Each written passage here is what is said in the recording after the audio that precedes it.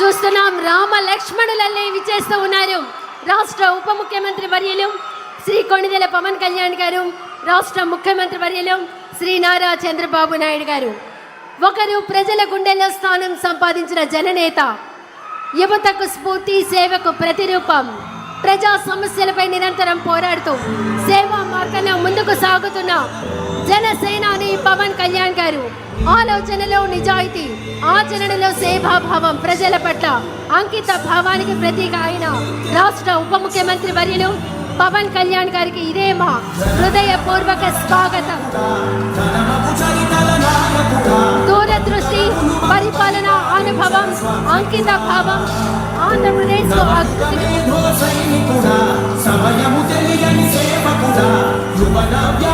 ప్రగతిని చూపర సాధకుడా వైతాళికుడా.